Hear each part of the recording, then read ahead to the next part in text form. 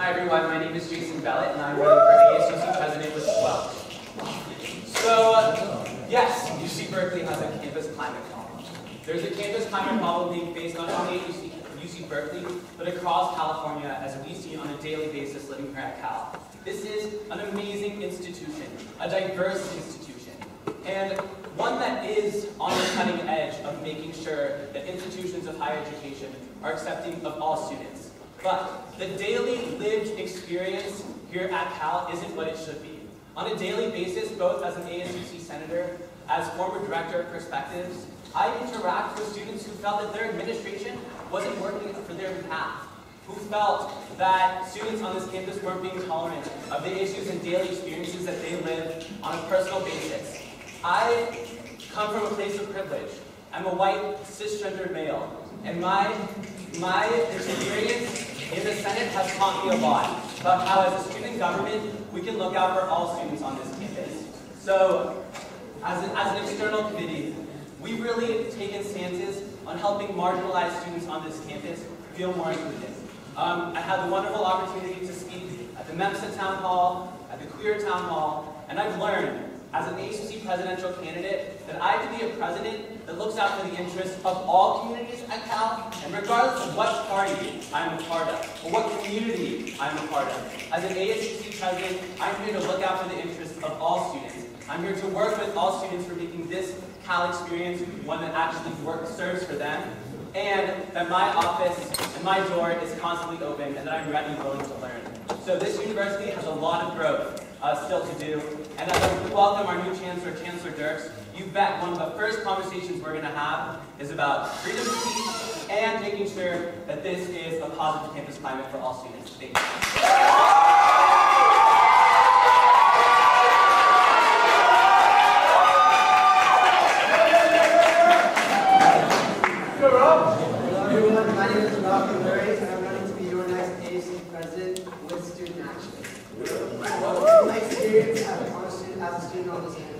From seeing presentations in centers and interacting with a diverse range of students on our campus, I definitely think there is a campus climate issue on our campus.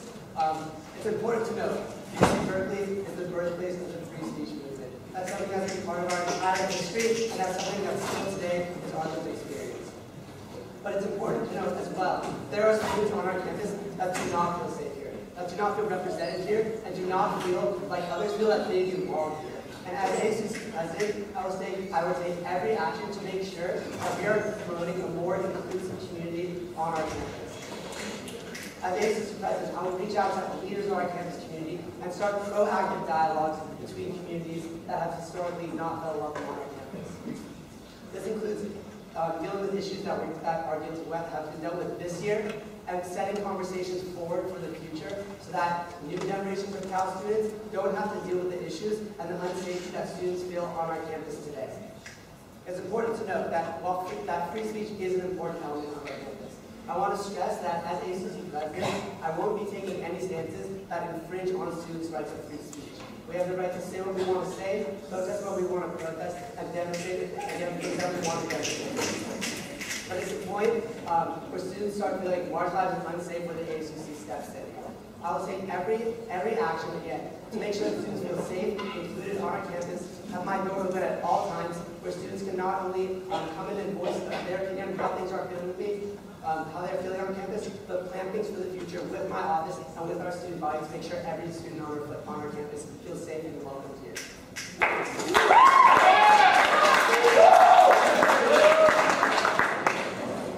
Hello everyone, my name is David Douglas. I'm running with the Defend Affirmative Action Party for President. More importantly, I'm a student organizer with By Any Means Necessary BAM. It's very important to address the hostile campus against students of color on this campus and throughout this nation. 11 million undocumented immigrants are fighting for their full citizenship rights to be recognized by the federal government, and they are yearning to breathe free. Next week, I am marching and leading a UC Berkeley and youth-led contingent to march on Washington, D.C., demanding full citizenship rights for all 11 million undocumented immigrants in the United States that are being harassed by the federal government and ICE who are being thrown over the border in Tijuana, Mexico, in Nogales, just because they're undocumented. They were brought here for a better life for their families and a living wage and respect and dignity. And there's no reason why we shouldn't address these issues. Yes, we have a hostile campus because students of color are harassed by the UCPD police department for being in the university halls on campus studying late at night. They get harassed, they get asked for their identification. And why? Because they're black students trying to stand up for their academic rights to be at this university, and they get harassed and beat down by UCPD on this campus. Let's speak the plain truth about racism. The same bullets that shot Oscar Grant in the back and Alan Bluford are the same bullets that are killing our brothers and sisters in Palestine. There's no reason why students shouldn't have the free speech to stand up for our brothers and sisters who are facing genocidal intimidation in Palestinian territories. And we have the right to say that because it's the truth. It needs to be said. Let's address this issue collectively and move forward. Let's implement affirmative action. It's not the racist Republicans on campus that's the problem. It's the liberals that are holding progress back. It's Robert Reich who implemented NAFTA, who displaced the Mexican farm workers in Mexico. Let's open up the borders.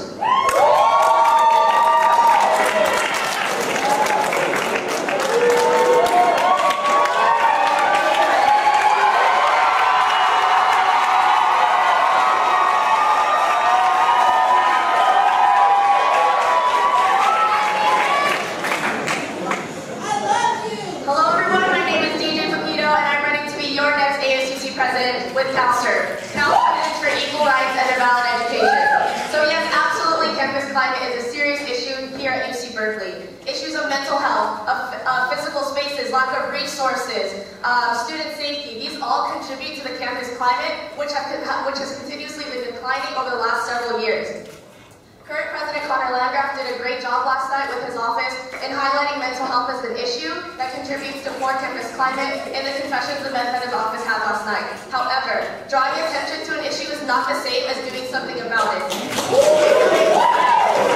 In my experience as Student Spaces Director last year in the ASUC Executive Vice President's office, I was the one who moved over 300 student groups housed in Eshelman Hall over to the temporary spaces that they are now occupying in Hearst Gym and Hurstfield Annex. I saw how worried students were that the lack of physical space, safe space, and private space was going to impact the work that their student groups did. Additionally, as the only current senator sitting on the Academic Senate Committee for Admissions, Enrollment, Preparatory Education, I understand holistic students. I understand where students are coming from and how policies on our campus can impact the retention rates of students.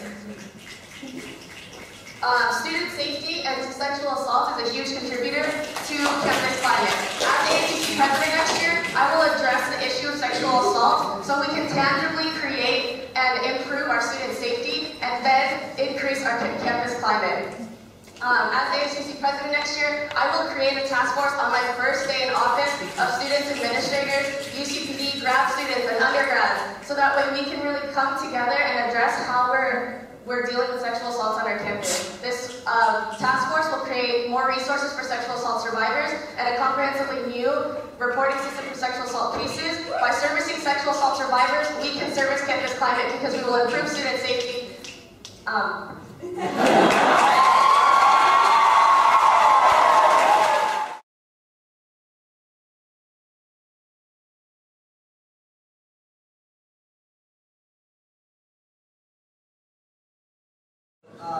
In terms of the executive order, executive orders are issued by the president when there are no other options available. This is something that needs to be issued to maintain the critical functioning of the ASUC. In my opinion, it should not be issued under any circumstances unless it should not be issued unless there is no other way to fix the problem. For example, the class pass referendum that's currently on the ballot this year. President Landgraf executive ordered this issue onto the ballot this year because this is something critical to student life on our campus. There are many students here that use AC Transit to get to work, to get to class, to go to the grocery store, to buy supplies that they need to live every day. And they can't afford to buy a bus pass every single month. This is the reason that the AC Transit class pass was late was because of issues with AC Transit and UCOP, not the student body. And students should not be paying higher fees just because of administrative errors. This is something that can have an affordable education at Cal, and it was, in my opinion, a great representation of the executive order. In terms of the presidential veto, the presidential veto, in my opinion, should be used when there's issues that are clearly making students feel unsafe and divided on our campus. I don't think that the presidential veto should be used too often. It should be used with a lot of discretion. It's something that has been used in the past, and every situation needs to be examined closely and individually, so that that it can be issued in the correct form.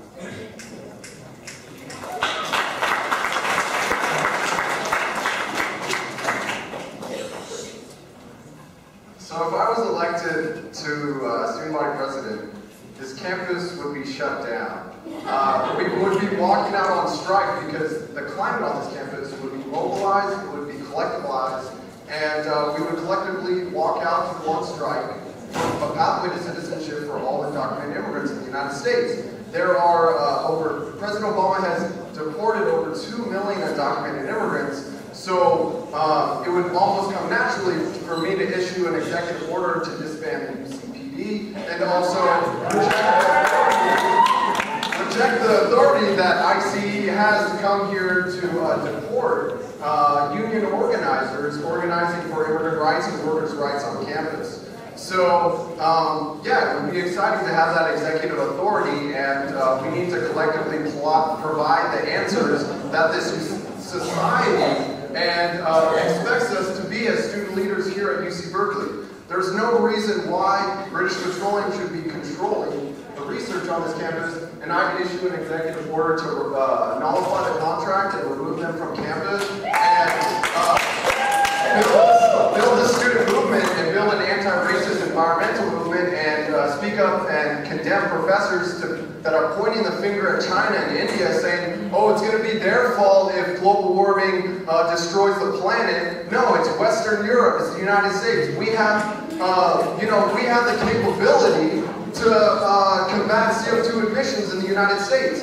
The students at this university have the intellectual capacity to solve the problems that we face today. And I would issue an executive order demanding that every single student in California march on the Supreme Court next year to defend affirmative action policies and support integration in this university. And then we would have to look at the state of Texas, which is a racist state, Republican state, KKK state, that has a way more progressive policy than California does on integration. I would admit the top 10% of Oakland High School to this university in Oakland Tech High School.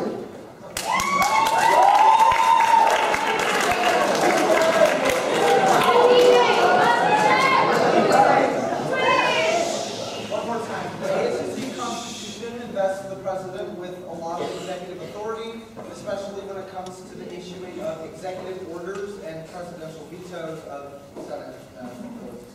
Under what circumstances would you exercise this power?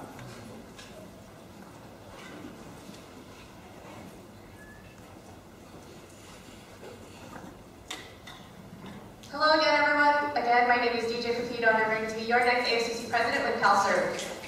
So, as one of the candidates mentioned on the stage, Senator Lurie did define an executive order, and he is correct. However, President Landgraf is stated on the records of the Senate minutes that the delay of the class pass and the reason why it was submitted late wasn't because UCOP got the policy laid back to him. It was because he just didn't want to turn it in. He had gotten approval for the class pass to be on the referendum from UCOP weeks before he had turned it in. What does this show? This shows a lack of foresight by our current ASUC president, and it is time that we elect a new ASUC president that will have a vision for the student body and take our campus into a new direction. The president and all of the other executives as well is constitutionally mandated to be under the jurisdiction of the Senate. The Senate is the last most powerful body of all the ASUC. And I don't ever believe that it would be my job to veto anything that the Senate passes at the silencing of a community and of opinions that are wanting to be heard. This year, or this week in the ASUC Senate, I co-authored a bill that was passed that was a vote of no confidence in the sexual assault reporting system that we have on our campus. It also stated suggestions for a new and comprehensive sexual assault reporting system that we could implement. Others in the ASUC Senate believe that this wasn't a good use of the bill because it was silencing the community, but it was advocated and based off the testimonials of sexual assault survivors themselves. Vetoes and any type of executive orders shouldn't ever be used at the expense of miseducating other communities, silencing or marginalizing our student voice. That's what the ASUC is for. We are to advocate for students, not silence them.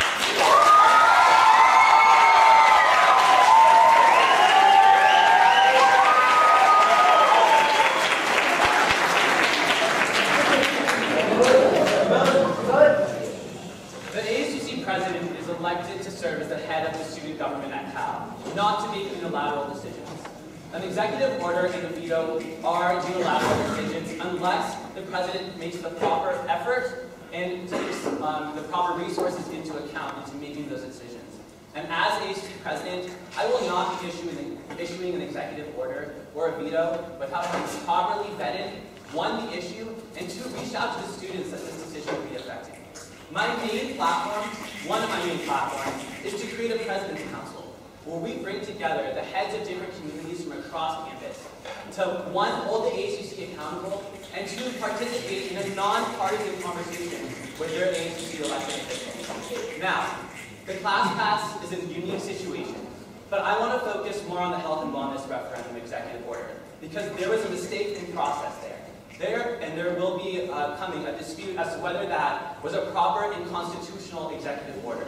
Because the ASUC president did not take into account the voice of the Senate and did not take into account the voice of the student body before issuing that executive order. And there is a process in place to respect the fact that the ASUC Senate must have a voice in the placement of referendums on the ballot. Now, in terms of vetoes, a veto is an extreme situation. Is an extreme situation, as it is trampling on the legislative power of the ASUC Senate, and that is not something that I take lightly. And holding on the same concept of making sure that we have student voice and student input, I would make sure that before issuing any veto, that number one, we are not trampling on students' rights to free speech, that we are not trampling on the Senate's authority, and that we are making sure that a veto is not just to make students feel comfortable on campus, but that we are actually protecting our students here at Cal. So thank you.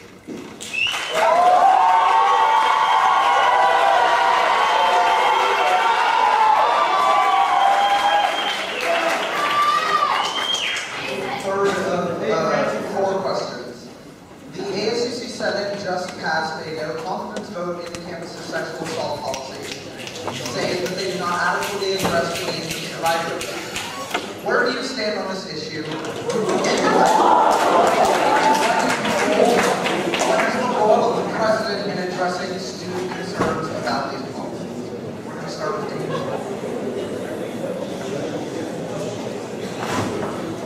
As a student organizer, I'm helping build this new international civil rights movement and immigrant rights movement, and I know it will inspire women to stand up against sexual assault and harassment by professors and GSIs. And, you know, I've already seen it start to empower women, and the civil rights movement empowered and inspired the women's rights movement of the 70s, which combated sexual harassment and this attack on women.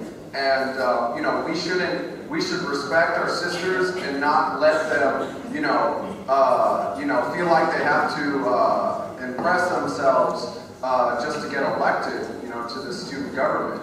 And, we really want to build a movement to inspire women, and we really acknowledge the women that are leaders in our organization and have led the way to speak out against sexual assault on this campus. And I know that this movement will empower everyone. So I'm confident to say that we cannot pass bills and reforms that, criticize the others saying, okay, this is going to take care of it. No, we need to address the issue collectively. We can't continue with these policies and let the police department harass women and victims and survivors of sexual assault, meeting behind closed doors with the UCPD Police Department and in administration and feel intimidated because they're a survivor of sexual assault. No, we need to bring it out collectively and bring it out into the student community. 1 in 3 women in every college campus is sexually assaulted or raped after they graduate from college. That is despicable. Something's wrong with our society if 1 in 3 sisters are raped or sexually assaulted by the time they graduate from college.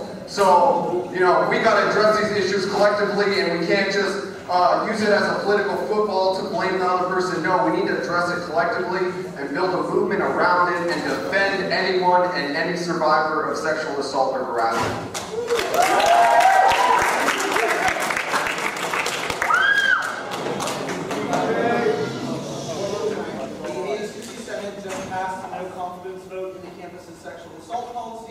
Essentially saying that they do not adequately address the needs of survivors.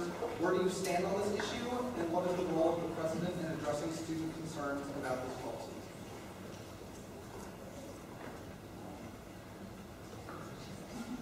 So as a co-author of SB 130, I very much agree and don't believe that our university right now is addressing sexual assault in the right manner. Our reporting system is very complicated. Sexual assault survivors have to go through 10 different documents and so many different centers just to figure out what to do when they are sexually assaulted. I want to clarify as well that SB 130 wasn't just a vote of no confidence in our system. This bill also tangibly suggested solutions and ways to improve the ways report sexual assault on our campus. I believe that the role of the ASUC president in this all is to, again, work with the ASUC Senate and make sure that the Senate is giving agency to students to make change on this campus. The ASUC on our campus is very unique because we are autonomous. We do not concede to what administration always wants for us. We can make a change on this campus by tangibly working together and creating solutions to change policies on our campus. This bill, as I mentioned before, was based off of testimonials and experiences of sexual assault survivors. The co-sponsors of this bill gave agency to these survivors to really advocate and express that they were frustrated with the reporting system that we have. As ASUC president and as the Senate, we really need to focus and facilitate these conversations and make sure that we aren't trumping on entire communities of students and that they can't advocate for what the changes that they want. That's what we did 2 nights ago in Senate.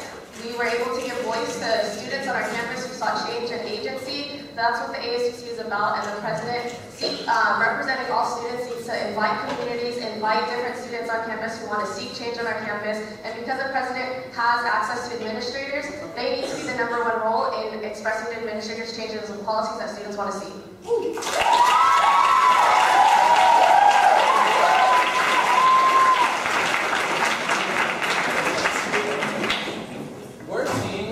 Rapidly increasing rates of sexual assault incidents on this campus, and that is not okay. As ASUC president, I want to make sure, and as an ASUC senator, I want to make sure that all students feel safe here at Cal.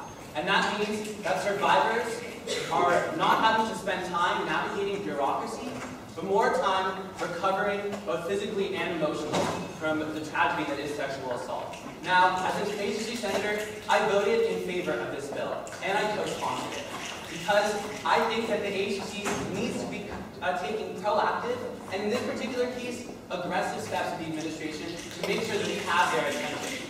Now, we have to be working with our administration as a partner, because at the end of the day, it's a mutual relationship that will lead to change.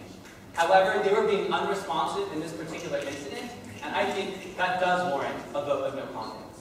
Now, there are certain changes that we do have to make with the policies. The policies are too long, they're too difficult to navigate, so we need to shorten them.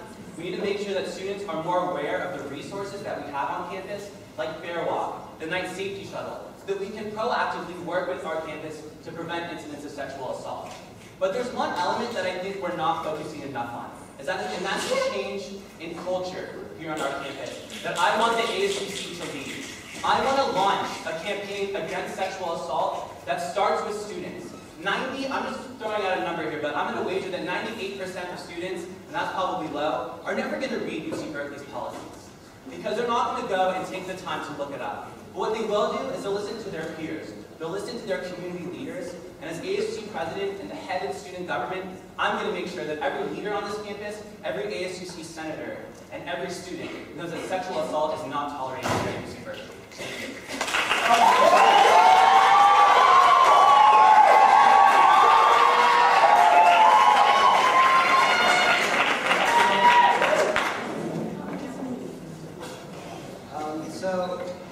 Sexual assault is clearly a problem on our campus, and if anyone in the room had any concerns about how I felt, I stand firmly against sexual assault. I will do everything in my power as ASUC president to not only make survivors of sexual assault more comfortable on our campus, but to work with them and with and against the administration to make sure that there are proper resources available to survivors.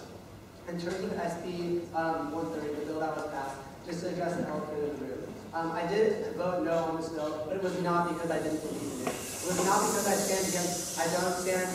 it's not because I stand for sexual assault, and it's not because I don't believe in the spirit of the bill. There were survivors in the room that voiced concern with the bill, and that they felt that it wasn't actively representing them. And so in solidarity with them, to make sure that the bill that was supposed to be representing all survivors of sexual assault, I wanted to make sure that everyone who experienced sexual assault and voice an opinion was represented by this bill. In terms of what we can do, what I can do as the ASUC president, it's been clear by the candidates, and I completely agree that there need to be steps taken, important steps taken, to make sure that sexual assault is combated on our campus and there are resources to prevent it. So that means working with the administration. The administration does not stand for sexual assault. They are firmly against sexual assault, and it's important for the ASUC president taking proactive steps with our administration to make sure that there are resources available. Additionally, I also will demand that the administration fixes its policies. The reporting system is not right. People feel unsafe on our campus. People don't know how to get the resources on our campus. So I'll take steps to publicize these resources. Make sure that students, when they come to Cal ASUC, are learning about these things, but it doesn't just stop there. For example, with alcohol education, this is something you see once and you never see it again, and it shouldn't be the same with sexual assault. It should be something we're proactively engaging in every single year on our campus, so that it's constantly on our mind, we're constantly aware about it, and we're constantly doing everything we can to make sure that sexual assault is not present on our campus.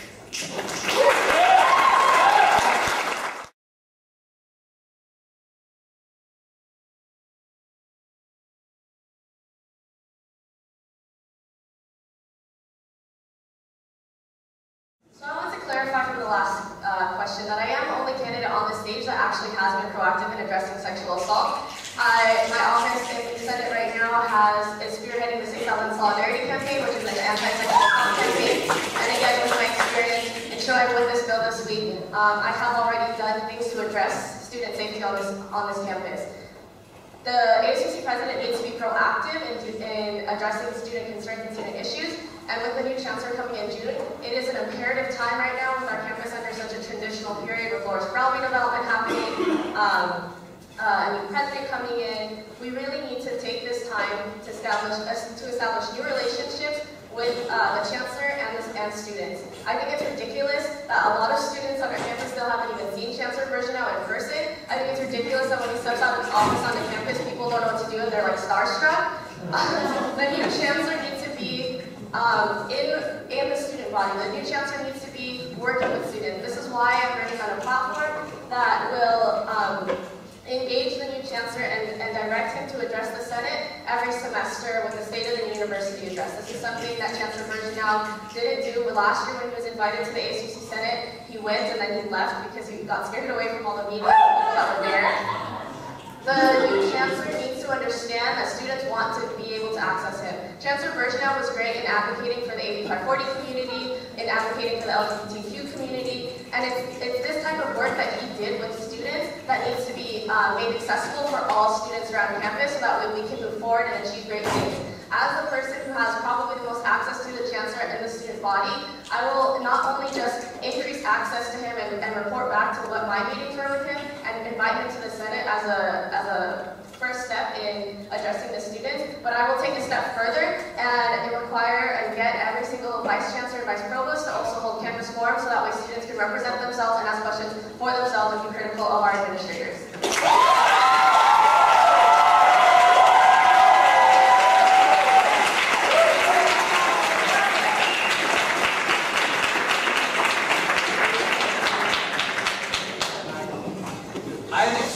Excited to work with our incoming chancellor.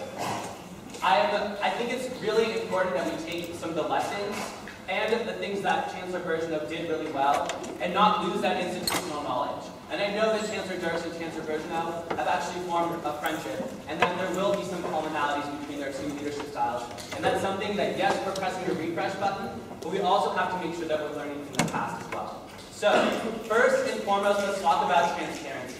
So, Chancellor Birgeneau, and actually let's frame it in the frame of Chancellor Dirks. I want to make sure that Chancellor Dirks is a visible presence on our campus. That means coming into the Senate space and speaking to senators more than 0 times a year. How about 5 times, 6 times a year? Making sure that the Daily Cal is there to be able to report it and then communicate it back to the campus with an objective point of view, and not have it be around a dinner table at his mansion over on the north side of campus. Also, we need to improve the Chancellor's response to protests. Chancellor Birgeneau's response to the Occupy Cal movement was horrendous and unacceptable. Chancellor Dirks needs to respect free speech on this campus as a cornerstone of what our university stands for, and only interject if it's actually impeding the safety of our students. Protests and peaceful protests is what makes Berkeley so amazing, and I'm excited to share that knowledge with Chancellor Dirks when he arrives. But lastly, our Chancellor has a powerful voice in the UC system. They have a powerful voice with the regents. They have the ear of President Yudof, whoever will be the next incoming UCOP. And I want to make sure that he is actually advocating on our behalf as well, just as much as I want to advocate on your behalf as ASUC president. That means making sure that the Chancellor is coming with us and the EABP to lobby days, that they have the ear of our state legislators and talking to them about how the continued disinvestment for higher education is also unacceptable. And that together, working alongside students, we can actually have a relationship with the administration. Oh, I'm out of time. Well, thank you.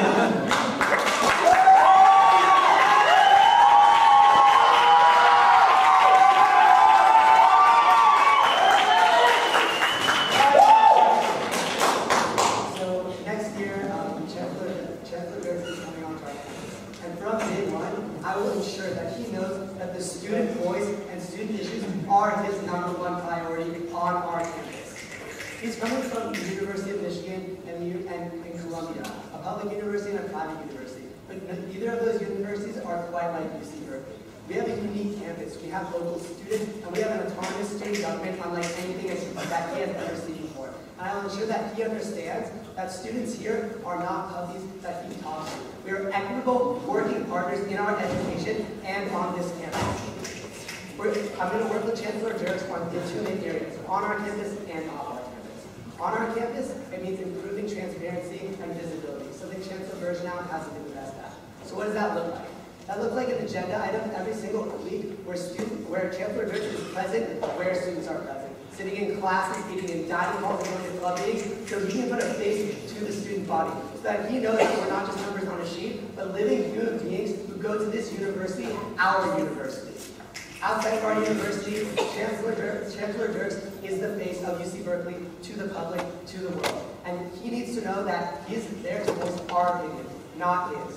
So he needs to be coming with us to Sacramento, lobbying state legislators and Governor Jerry Brown, making sure and taking an active role that the revenues promised to students from Prop 30 are seen in higher education. And taking further steps to not only ensure tuition freezes for the next 2 years, but the next 5, 7, 10, 20, 50, 100 years. Because we're not paying higher tuition anymore. We're done with budget cuts and tuition hikes, and he needs to know that that's a priority for the student body. It's really important because we are in a situation that has been seen in the past decade. The relationship between the new chancellor and the ASUC president is going to set the tone for how he sees students for the rest of his tenure and how the administration views the student body. And as ASU president, I will demand that he sees the student body as equitable working partners in our university.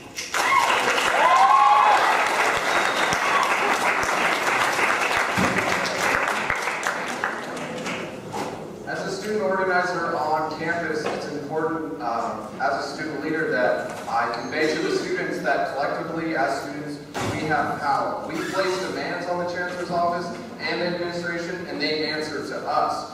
We drove out Chancellor Virgineau because he attacked Occupy Cal, and in 2007 he signed over research rights to British Petroleum and a for-profit corporation. He didn't give us AB 540 scholarship, the Haas family does. And streamers are sick and tired of getting these handouts from rich families that should be paying their fair share and taxing their corporations to fund the entire institution of the California Master Plan. And we need to build a student movement on this campus to place demands on the administration and renegotiating these contracts with the office of the Chancellor's office and the administration, and build respect and dignity within the student body, within the student movement. So there's no reason why we should think that the Chancellor's office is the face of UC Berkeley. We're the face of UC Berkeley, the students. And we need to really build this movement and lead the way for California and tax the corporations and reintegrate this university so it can look like and represent the communities of the Bay Area and of California. So there's no reason why we can't, as students, collectively fight for our ability to have free speech rights movements on campus. And Chancellor Durr is coming to this university to continue to privatize this university, and we need to take action and fight for the integrity of this university and defend public higher education. And it can start here at UC Berkeley.